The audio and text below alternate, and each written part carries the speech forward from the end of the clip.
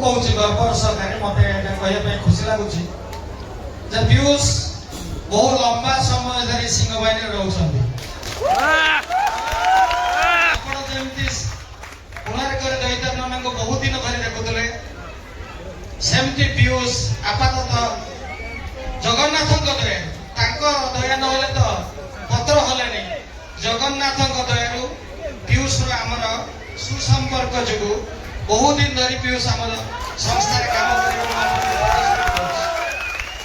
सब गोटे कथा नकले भूल हो नाटक बौ न बौ ए पार्टी हूँ माँ ना सिंह बाहिनी ना आम नहींनु एटा सब भूल जगार ना नेला भी जे प्रकृत माँ जी आमको जन्म दे सी हूँ समस्त माँ और सिंह बाहिनी ए समस्त आम गोटे हाथ ताड़ी लगेगा जे सिंह बाहिनी आग को जाऊ सब दुखर कथा मो माँ एटा नाटक